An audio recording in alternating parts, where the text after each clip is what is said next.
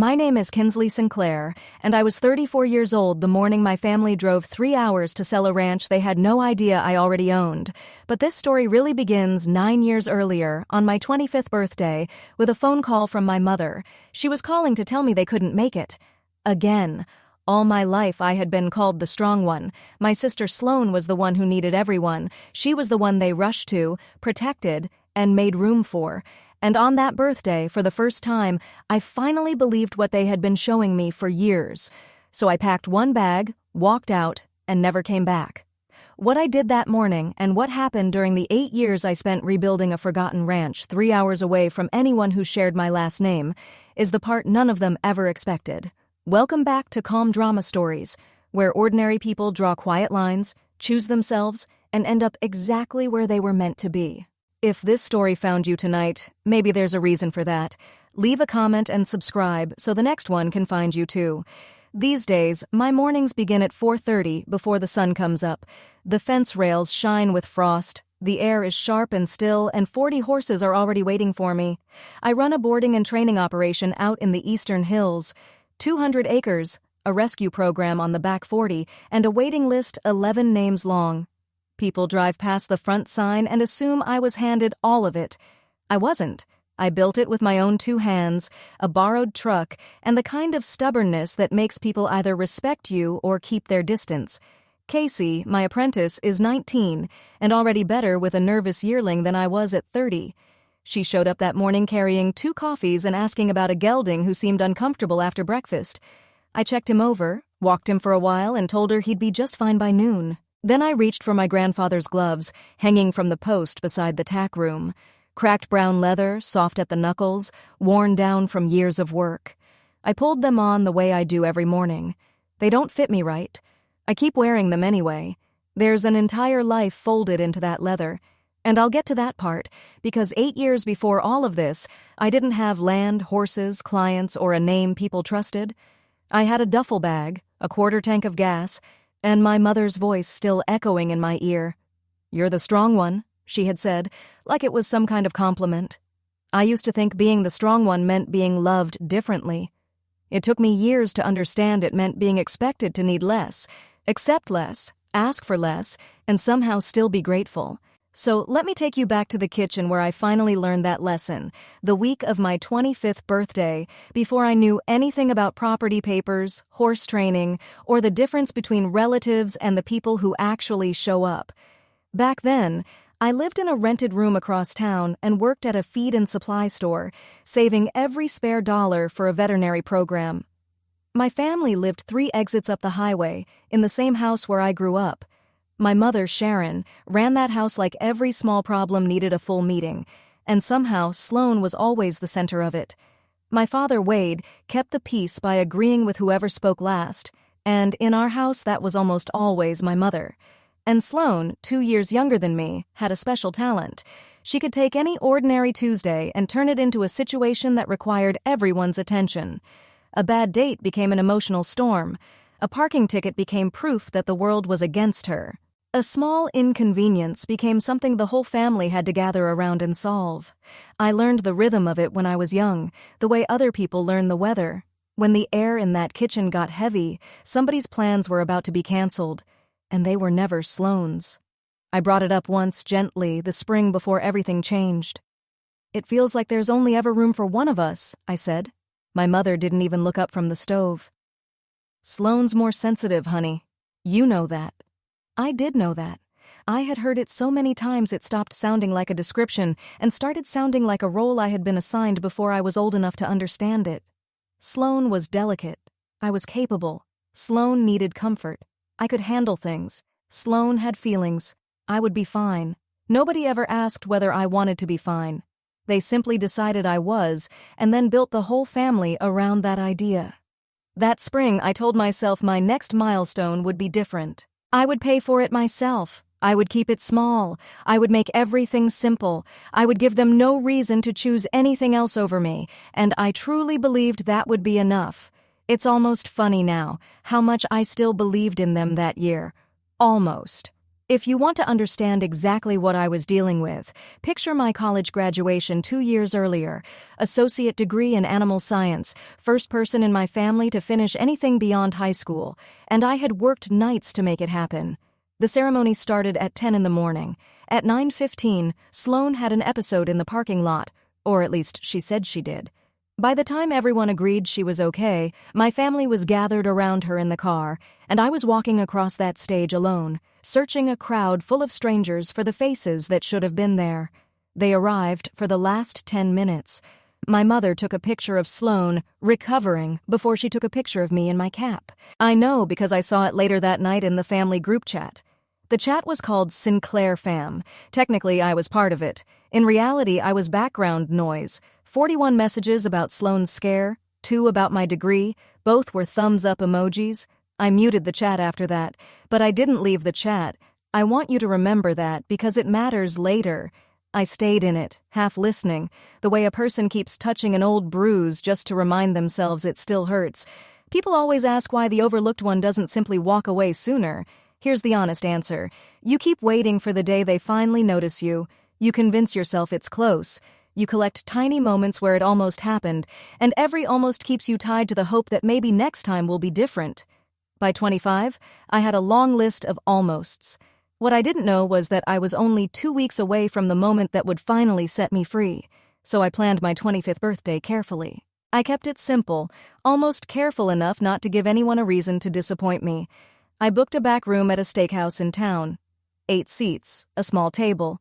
Nothing dramatic. I paid the $100 deposit from my own savings. I didn't ask anyone to cover the bill.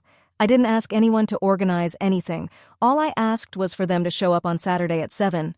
That was it. I drove to the house on Tuesday to tell them in person, because a text felt too easy to ignore. My mother was sitting at the kitchen table with her checkbook open and a stack of Sloane's bills in front of her. "My birthday is Saturday," I said. "Just dinner. I already handled everything." She nodded the way someone nods at a meeting when they're only half listening. My father said it sounded nice, and because I had learned how to read that kitchen better than anyone, I asked the question directly. "Is there anything happening Saturday that I should know about?" My mother capped her pen. "We can only be there for one of you at a time, Kinsley. You understand that, don't you?" I didn't understand. I never had. But I said yes anyway because saying no had never changed the outcome. It had only made things harder for me afterward. I drove back to my rented room and told myself the deposit meant something. A reserved table, a confirmed plan, a reason they couldn't simply back out. For once, I actually slept well that week. I let myself imagine all 8 chairs filled, a small cake. Maybe, just once, my mother lifting a glass and saying something kind about me. That is the part I'm least proud of. Not the hope, the certainty. I was so sure that making everything easy had finally given me a fair chance. But I should have known by then. In that house, the rules always changed right before I was allowed to win. The first message came on Thursday. Sloane wrote in the family chat, all lowercase. "Feeling really off lately, kinda scared?" My mother answered in 90 seconds. I had never once received a 90-second answer from her. By Friday afternoon, feeling off had turned into a full family situation, and suddenly there was a new detail. Sloane's boyfriend had proposed. They wanted to have an engagement dinner, Saturday, at 7, the exact time I had reserved a month earlier. I want to be clear about what I did next, because I have replayed it in my mind more times than I can count. I didn't act cold. I didn't make a scene. I called Sloane directly. "Sloane," I said, "that's my birthday dinner time. You know that." There was a pause. Then came her smallest, softest voice. "I didn't realize. I'm just so anxious, Kins. Can't we combine them?" Combine them. My 25th birthday tucked under her engagement dinner like an extra napkin under a plate. I told her no, calmly. Then I called my mother and explained it as clearly as I could. Same restaurant chain, different night, easy fix. My mother listened quietly. Then she said the sentence that told me Saturday was already gone. "Sloane is in a sensitive place right now. Can't you be flexible? You're so good at that." Flexible. The other name they gave the strong one. I hung up and sat on the edge of my bed. And for the first time in 25 years, I did the math I had been avoiding. Every canceled plan. Every almost. Every fast reply that was never meant for me. Every moment where I was expected to step back and smile while someone else was chosen. And for the first time, the total didn't make me sad. It made me calm. Very, very calm. Because Saturday wasn't a misunderstanding. It was a pattern with a date on it. And I finally understood that the only way to stop losing their game was to stop sitting at their table.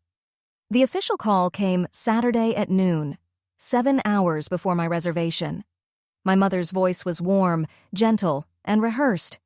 "Honey, we're going to do Sloane's engagement dinner tonight. We knew you'd be okay with it.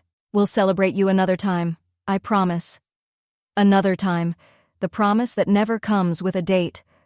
I stood in my little kitchen with the phone pressed to my ear, watching a square of afternoon light move slowly across the floor. Then I asked the only question I had left. "Why is it always me, Mom?" And she didn't say it harshly. That's the part people never understand. She said it softly, like she was explaining something simple to someone who should already know. "You're the strong one, Kinsley. Sloane's the one who needs us." There it was. The whole design of my childhood wrapped into one sentence. I didn't cry. I didn't argue. I just said, "Okay." But I meant a different kind of okay than the one she heard. I called the steakhouse and canceled my own table. I let them keep the deposit. Then I pulled my duffel bag out of the closet and started packing slowly. The way you pack when some part of you already knows you are not coming back. 2 pairs of jeans, my work boots. The little cash box from under my bed. I didn't have a full plan, but I had a direction. 3 hours east, past the last gas station, there was a man who had never once let me down in 25 years, even when it would have been easier to look away. My grandfather Earl, my mother's own father. The man she had quietly dismissed as a stubborn old rancher holding onto a worn-out piece of land. At 4 o'clock, I got into my car with a quarter tank of gas, my whole life in the back seat, and drove toward the only person who had always shown up. It was a long drive. Somewhere around the second hour, my hands started trembling on the steering wheel. Not from sadness, from the feeling of something finally loosening its grip. I called Earl from a gas station just outside the county line. He answered on the second ring, and when you are used to waiting for replies that may never come, the second ring feels like love. "Grandpa?" I said. "It's Kinsley. Can I come stay for a while?" No questions. No long silence. No asking what happened, just his steady voice. "Doors unlocked. There's stew on the stove." I hung up and stood under the cold gas station lights, letting myself feel how tired I really was. Tired of proving I mattered, tired of making myself easy to choose, tired of trying to become valuable enough for people who had already decided how little space I was allowed to take. For 25 years, I had been auditioning for a place in my own family, and the only person who had never made me audition was living on a ranch my mother was embarrassed to talk about. I pulled into Earl's place a little after midnight. My headlights swept across a leaning barn, a fence missing half its rails, and the porch light Earl had left on for me. He was sitting on the front steps in a flannel coat, 71 years old, holding a thermos and an extra mug. He didn't rush over. He didn't make a big scene.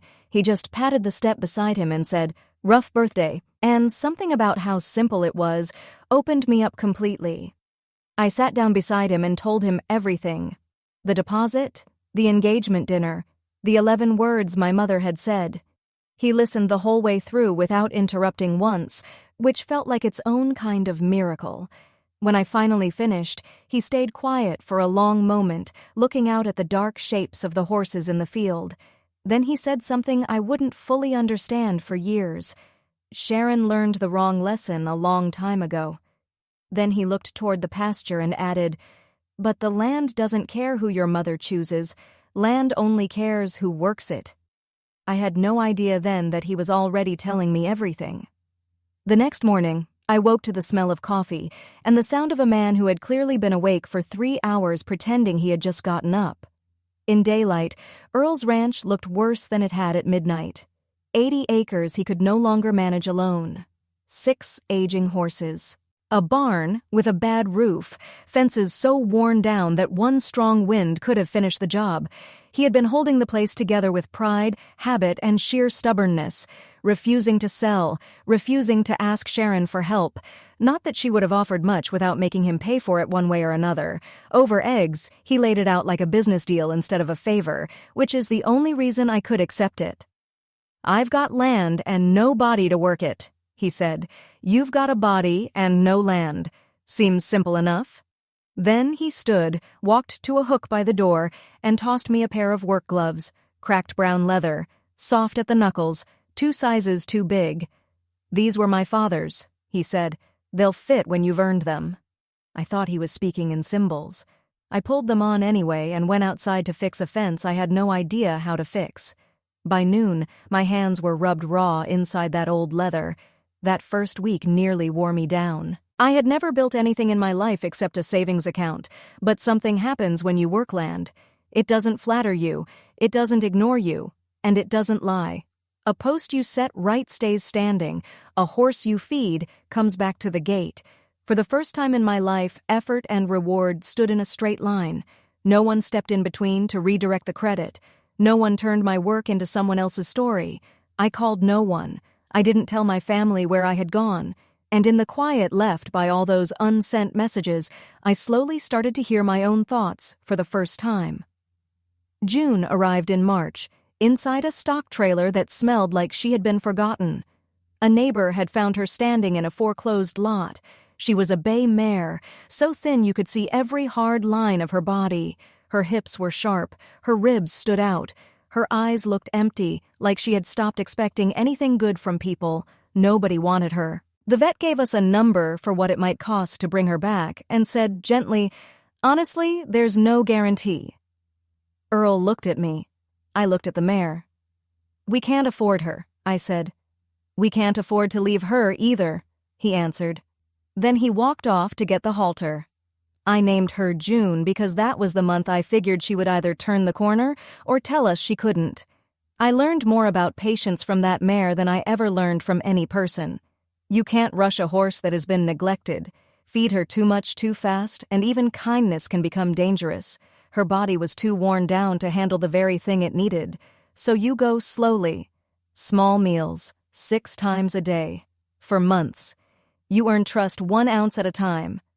I would sit in her stall after dark, not touching her, not asking anything from her, just being there. The way Earl had simply patted the step beside him and let me sit. And somewhere in those long nights, I understood something that changed me. I had been June for 25 years, hungry at a full table, told I didn't need anything because I had learned how not to ask. June flinched every time I lifted my hand, even if I was only reaching to scratch her neck, and I knew that flinch from the inside. The first morning she walked to the gate to meet me instead of waiting in the corner, I sat down in the mud and cried like the whole day had ended. But it hadn't. It was the first real morning of the rest of my life. I just didn't have the words for that yet. Here was the flaw I brought with me. The one a childhood like mine doesn't teach you to outgrow. I could not accept help. Not easily, not naturally, not without feeling like I had handed someone a weapon they might use later. I had been the strong one for so long that needing anything felt unsafe. So I worked. I worked until my hands split, until my back locked up, until I fell asleep with my boots still on. When a neighbor offered to bring his tractor over for the south field, I told him I had it handled. I did not have it handled. I had blisters, a shovel, and a point I was still trying to prove to people who weren't even watching. Earl noticed quickly. One evening, he found me trying to set a fence post alone in the dark, soaked through and shaking from exhaustion. He didn't step in right away. He just leaned against the rail and watched until I finally stopped pretending I could do it. Then he said, "You think being strong means doing everything alone?" I told him I was fine. He didn't even blink. "That's not strength, Kinsley," he said. "That's the same cage with a better view." "Fine." The strong one's 2 favorite words. Earl shook his head slowly. "Your mother taught you that you don't need anyone," he said. "And now you're working yourself into the ground just to prove her right. Who exactly is that helping?" I didn't have an answer. I went to bed angry that night, which is usually what happens when someone tells you the truth before you're ready to hear it. The next morning, I called the neighbor and asked about the tractor. Dialing that number cost me something, more than the work would have cost my body. But the field was finished in one day. The neighbor stayed for coffee afterward, and I learned something I should have been taught much earlier. Letting someone help you doesn't empty the well. Sometimes it fills it. Sharon had raised me to run on nothing and call it independence. Out there, little by little, I was learning the difference between standing on my own and standing completely alone. They are not the same thing. No one had ever told me that. If you have ever been called the strong one so often that it became everyone's excuse to overlook you, then you already know how heavy that duffel bag felt when I carried it to my car. Stay with me, because the part that changed everything is coming. And if this story feels close to home, subscribe so the ending finds you too. By the end of that first year, things finally started to shift. Our first boarding client was a woman named Dell. She had a retired barrel horse, paid on time, and told 2 friends. Then those friends told more friends. I had grown up watching my mother treat love like there was never enough to go around. But out there, I learned that good work was the opposite. Do it once, do it right, and it grows. By fall, June was strong enough to ride. Her coat was glossy, her body had filled out, and that empty look had left her eyes. People who had seen her arrive in that trailer started bringing me the horses nobody else wanted to deal with, the ones that bit, the ones that bolted, the ones other trainers had given up on. And I was good with them. Of course I was. I had spent my whole life studying how a living thing learns to expect the worst, and how, with enough patience and steady proof, it can slowly learn to expect something better. Earl started introducing me around town as my granddaughter, the one who runs the place. The first time he said it, I had to turn away and pretend to check a latch so he wouldn't see my face. Runs the place. Not visits, not helps. Runs. I was 26 years old. My hands were rough.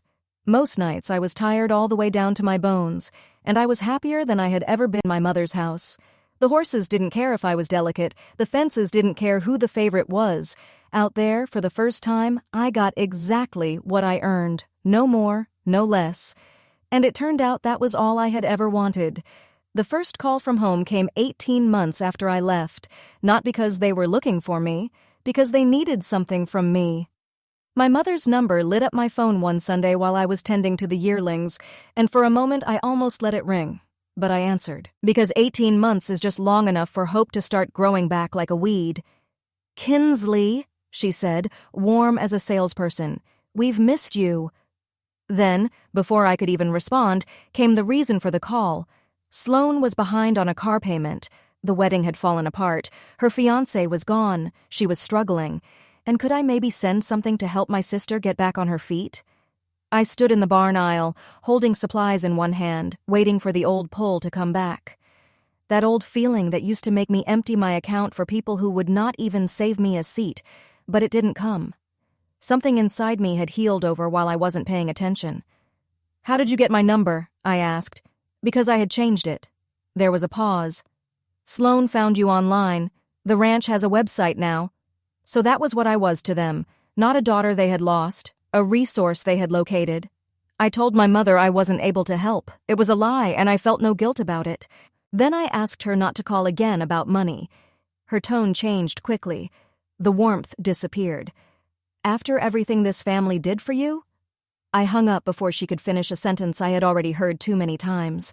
Then I went back to the yearlings. But afterward, something cold settled in my chest. A question I couldn't shake. They knew where I was now. They knew the ranch was real. And right before asking for money, my mother had casually asked how Grandpa Earl was doing these days.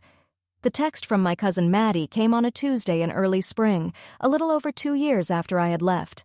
Maddie was the only person in the family who had ever treated me like an actual person. Her first message was only 3 words. "You should see this." Then came a screenshot. It was from the Sinclair family group chat, the one I had technically still been in. Except, as it turned out, I had been quietly removed a week earlier without a single goodbye. They had made a second chat, one without me. And Maddie, bless her, had been added by mistake. I sat down on a hay bale and read the screenshot twice, just to make sure I understood it. My mother had written, "When Dad is no longer here, That land will be worth real money now that someone fixed it up. We split it 3 ways and sell. Kinsley can keep a horse or two if she's reasonable about it. A horse or two. If I was reasonable. After more than 2 years of working from sunrise to dark, turning 80 worn-out acres into something people now saw value in, my own family had already divided the profit in a chat they had created specifically to keep me out. Sloan had replied with a heart emoji. My father had written, "Sounds fair." Sounds fair. I read those 2 words over and over. I wish I could tell you I exploded. I didn't. I had spent 27 years feeling everything in pieces, and by then I had nothing left to spend on shock. What I felt instead was cold clarity, the same calm that had settled over me on my birthday. They were not going to change. I had known that for a long time. But now I knew something sharper. They were already counting money they believed had been built on my back, and they were so certain of it, they had written it down.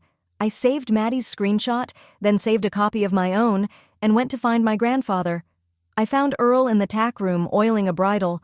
I showed him the message because by then I had stopped hiding things from him. He read it slowly. His jaw moved once, then again. Then he set the bridle down and looked at me with an expression I had never seen on his face before, something between sadness and dark amusement. "Well," he said quietly, "that's my daughter, all right." He didn't defend her. That is something I will always be grateful for. He simply took in the full weight of what she had done and allowed it to be true. Then he said something that landed softly, though I didn't fully understand it at the time. "They're planning to sell what they think is mine." He paused. "Let them plan." I asked him what he meant. He only patted my shoulder and said, "One day this place should be yours, Kinsley. You're the only one who ever gave everything to it." I brushed it off. People say sentimental things in warm rooms under low light. Not all of those words survive morning, and I had learned a long time ago not to build my future on promises from anyone with the last name Sinclair. Earl, for all his goodness, was still a Sinclair, so I filed it under kindness and went back to work. But I did decide something that night. I was finished waiting to be chosen. And I was finished preparing myself to be pushed aside. If the land came to me one day, fine. If it didn't, fine. Either way, I was going to build that place so strong, so steady, and so valuable that no private family chat and no 3-way split could ever erase what I had made. That night, I sat at the kitchen table and wrote my first real business plan. Boarding, training, a rescue program, lessons. I gave myself 5 years. I finished it in 3. The next 3 years are the part nobody puts in pictures, because hard work does not always look beautiful while it is happening. I took out a small operating loan in my own name. It scared me and freed me at the same time. I used it for a new barn roof and a covered arena. I earned certifications 1 weekend course at a time until the wall beside my desk had more proof on it than my mother ever believed I would have. The boarding stalls filled. Then the waiting list started. I hired 1 part-time hand, then a full-time one. And June, my once-forgotten mare, the one nobody wanted when she stepped off that trailer, turned out to have bloodlines worth more than the truck I had driven there in. Her first foal sold for $11,000 to a show barn 2 states away. I kept the second. I framed the bill of sale and hung it beside my certifications, not because of the money, because of the proof. The unwanted one had become the foundation. I understood that feeling. Somewhere around the 5th year after I left home, I stopped asking myself whether I was happy. I simply noticed it one ordinary evening, leaning against the arena rail with a cup of coffee in my hand. I already was. I had built a life so full that there was no empty chair left for anyone to refuse to sit in. I had Casey, who came to me at 17 with nowhere else to go and stayed. I had Dell and the boarders who had become friends. I had a vet named Tom Reyes, who started finding reasons to stop by between calls, and who looked at me like I was something rare instead of something built to withstand everything. And I had Earl. He was slower by then.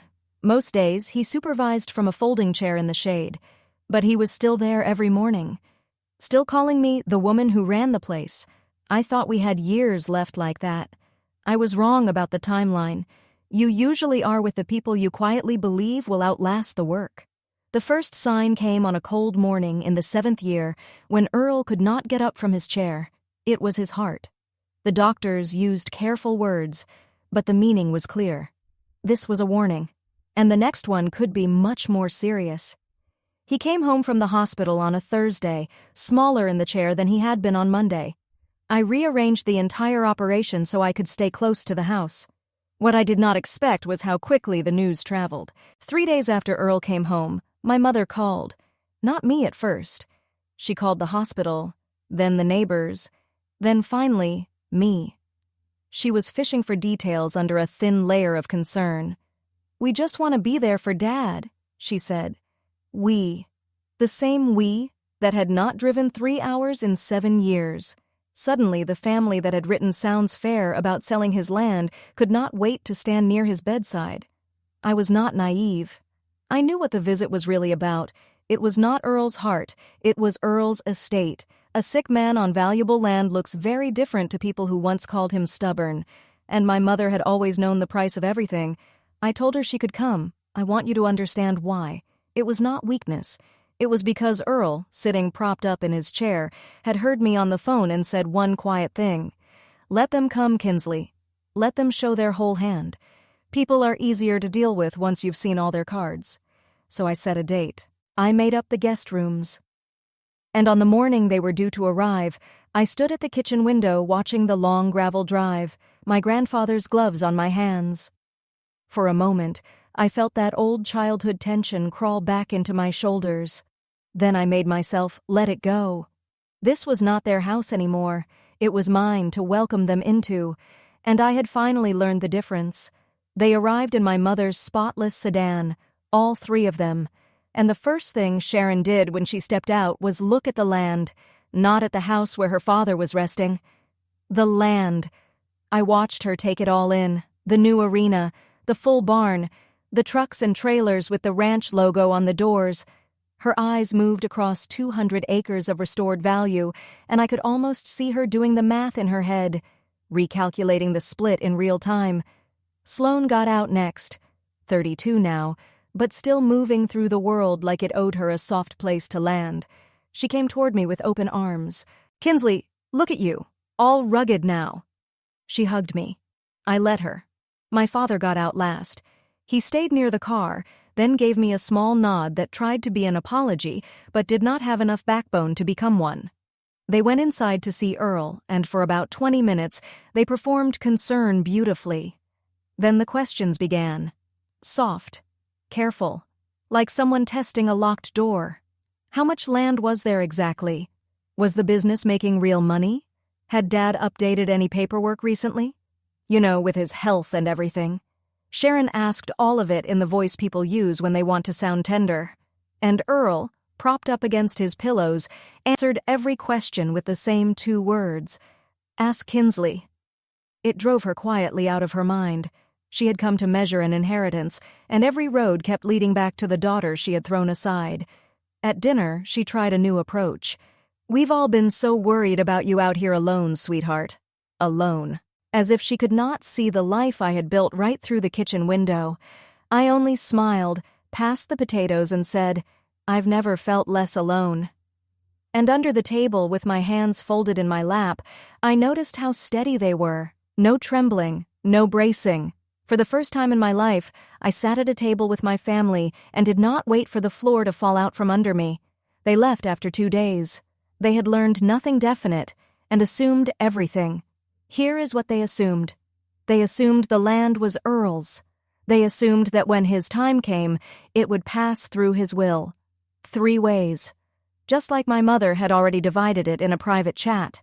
They assumed I was a tenant with calluses, a caretaker who had done them all a favor by raising the value of something they planned to sell. What they did not bother to learn, because they had never once believed I was worth studying, was what Earl told me the night after they pulled out of the drive. He asked me to sit at the kitchen table. Then he slid a manila folder across the wood. Inside was a deed, the land, the buildings, the water rights. All of it had been transferred into my name, recorded at the county courthouse, dated 3 years earlier. "I did it the year after that screenshot," he said. "Walked into the county office myself, signed it over, paid the fee. It's done, Kinsley. It's been done. You don't owe anyone a sale." I stared at the county stamp and felt the floor of my whole life shift. Not because of the money, because someone had chosen me in a way that could not be softened later, explained away, or taken back during someone else's crisis. He had chosen me on paper, permanently. "Why didn't you tell me?" I asked. He almost smiled. "Because you needed to build it like it was already yours and earn it like it wasn't. Look what you did." Then his face grew serious. "Don't tell Sharon. Let her keep planning her split. The day she finds out it was never hers to divide, she'll show you exactly who she is. And when she does, you'll be standing on solid ground."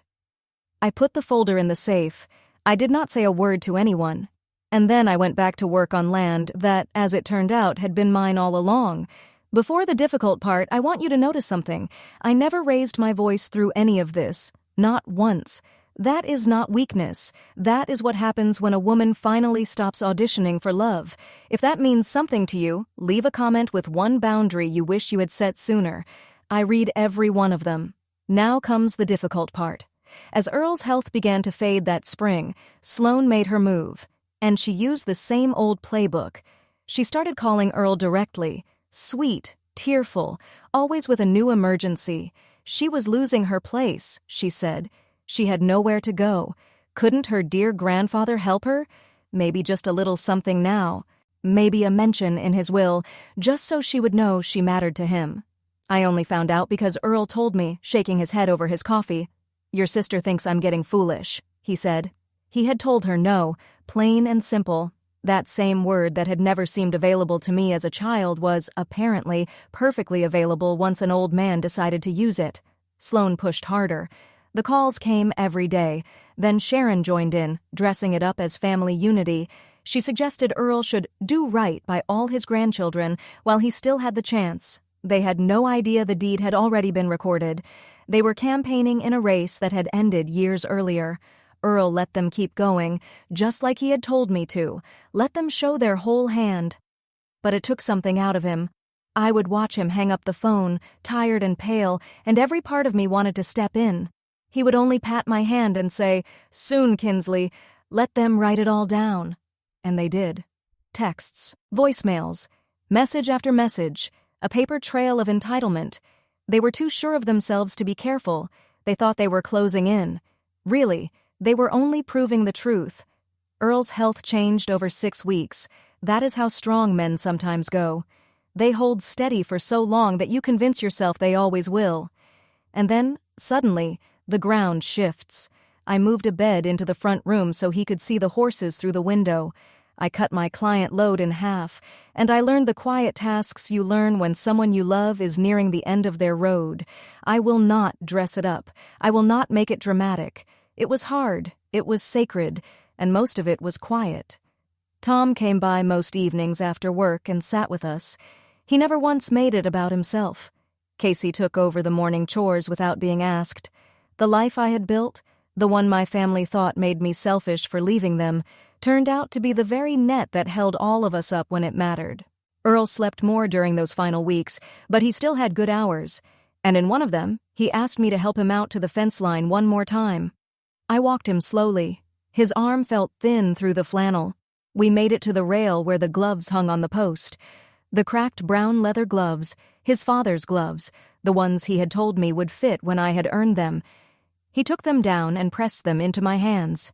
"They fit now," he said, and they did. Somewhere during those 7 years of work, my hands had grown into those gloves, and I had never noticed the exact day it happened. We stood by the rail and watched June graze in the low golden light. The mare no one had wanted, sleek now, strong now, right where she belonged.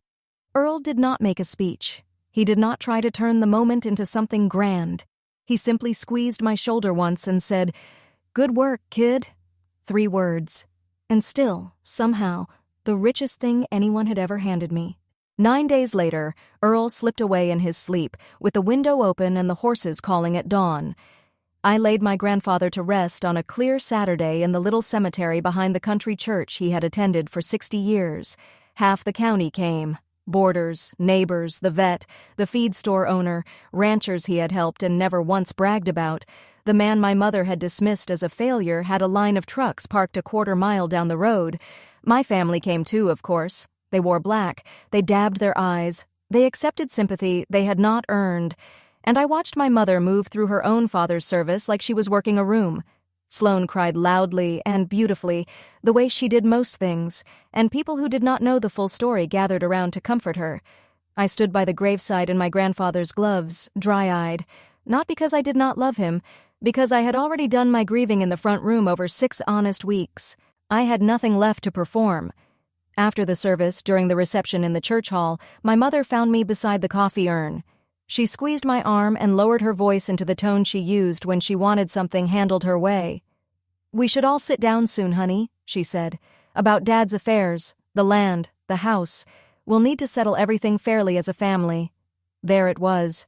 He was barely gone, and she was already reaching for the ranch. As a family. That phrase had never meant what it was supposed to mean. In my mother's mouth it meant her plan, her timing, and everyone else expected to agree. I looked at her, this woman who had spent my life calling me strong so she would never have to be gentle with me, and I felt the last old hook finally let go. "You're right," I said evenly. "Let's settle it. Come out to the ranch on Saturday. Bring whoever you need to bring." She smiled. She mistook my calm for cooperation. She always had. "Wonderful," she said. "I'll bring the realtor." Of course she would. I only nodded and refilled my coffee.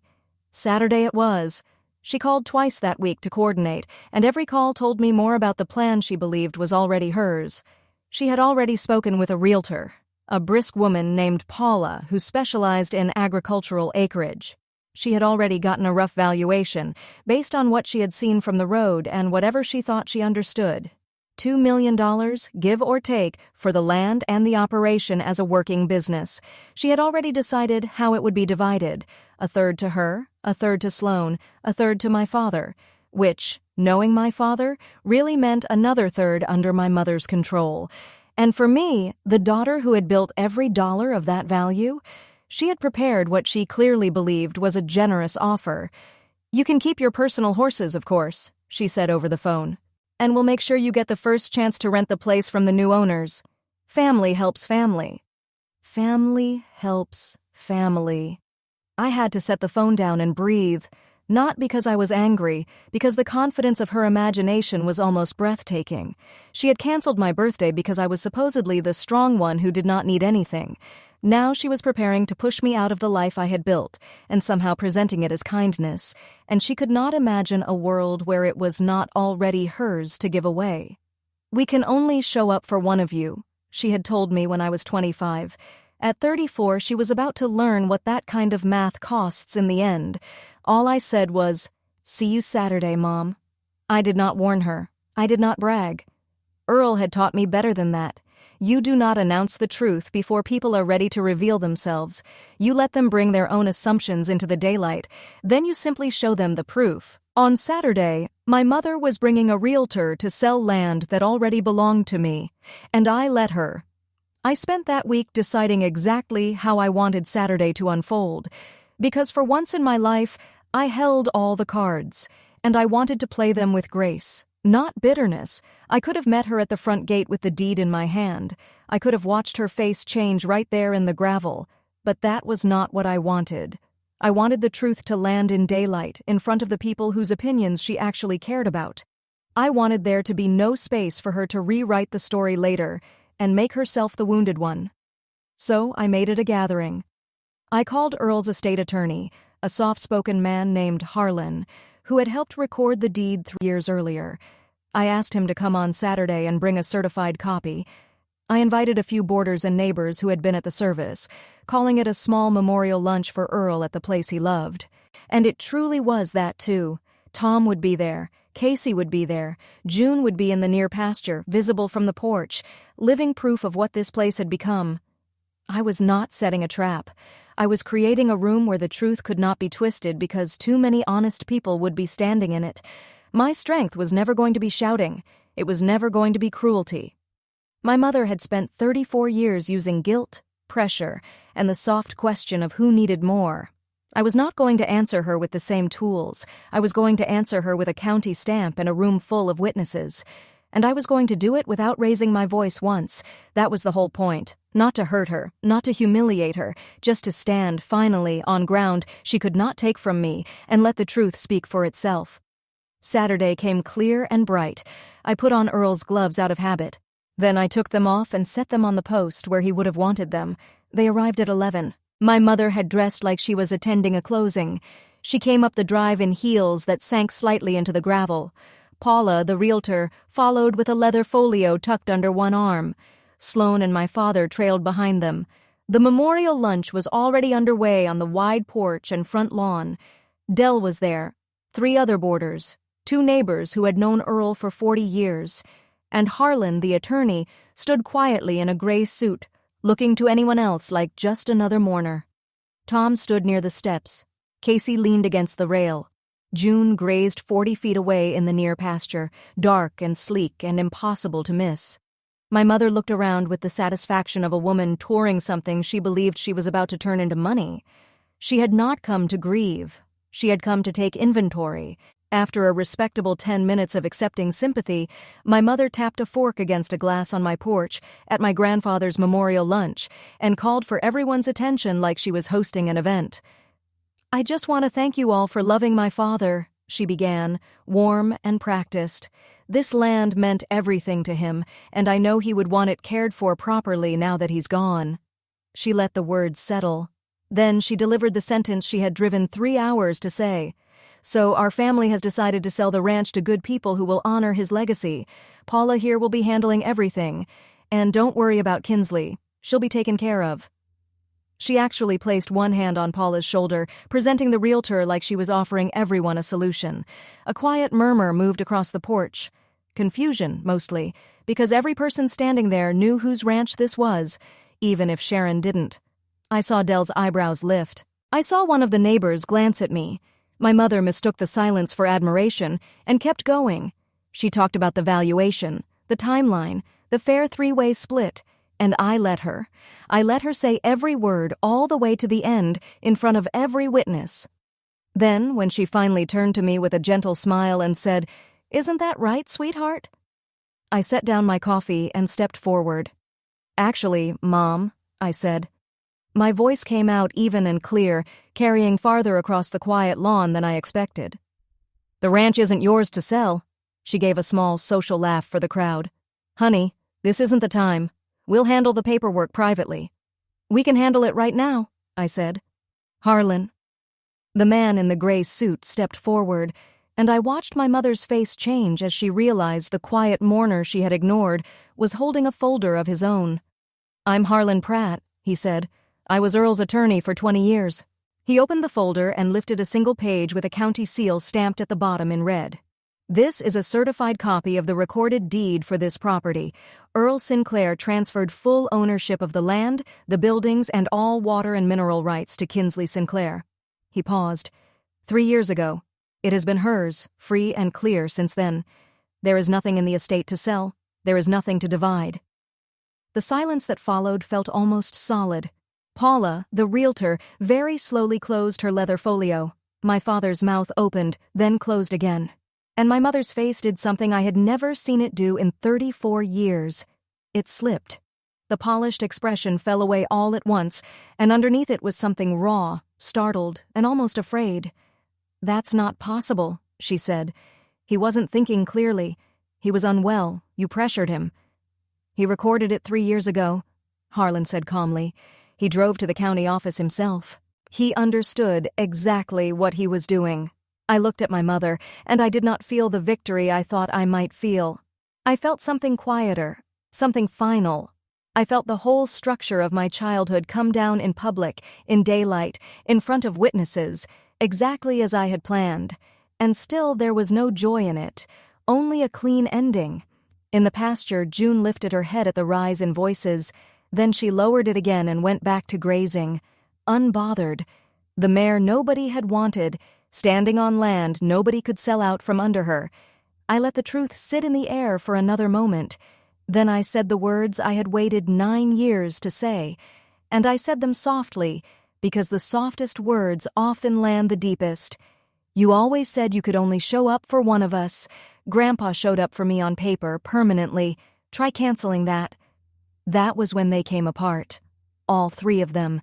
Exactly the way Earl said they would once they realized they had lost. My mother went first, and she went loud. "After everything I did for you," she said, her voice rising on my porch in front of 40 years of my grandfather's friends. "I raised you. I fed you. This is how you repay this family? By taking what should have been shared with your sister?" Her hand trembled. Her finger pointed. Her voice climbed into a tone the neighbors had never heard from polished Sharon Sinclair. I just stood there. I did not raise my voice to meet hers. I had finally learned that the calm person in a room full of noise is often the one everyone listens to. Then Sloane stepped in, right on cue, shifting from grief into crisis in a single breath. "I can't believe this," she cried, pressing a hand to her chest. "I feel faint. I think something's happening. Somebody help me." And for the first time in my life, nobody rushed toward her, not one person. The boarders looked away, uncomfortable for her. The old reflex, the one that had rearranged my entire childhood, reached for an audience and found empty air.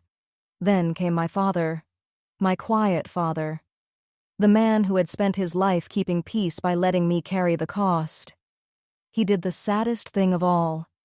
He stepped toward me, away from them, with wet eyes and a voice that almost sounded like regret. "Look, Kinsley," he said, "for what it's worth, I should have come to your birthday." For 1 second, my heart moved. Then he glanced back at my mother. And just like always, the strength went out of him. He stepped right back to her side, close, sympathetic, unchanged. He had 34 years and 1 funeral to choose me.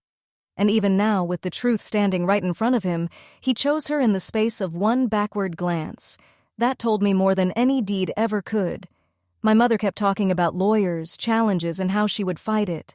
Harlan, completely unbothered, said she was welcome to speak with counsel, but the deed was properly recorded, the timeline was clear, and the witnesses were many, and I stood in the middle of all of it.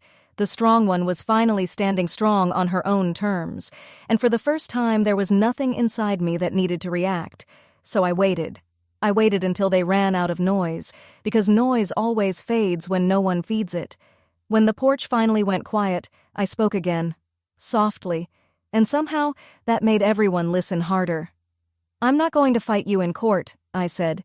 "You would lose, and it would cost money you don't have. So here is what happens now.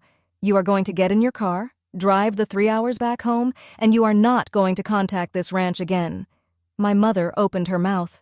For once, I did not give her the room. Not after 34 years of giving her every room. "You told me I was the strong one, so you would never have to give me anything," I said. "You canceled my birthday. You made a family chat without me in it. You drove all the way out here to sell the only home that ever truly wanted me, and you called it helping."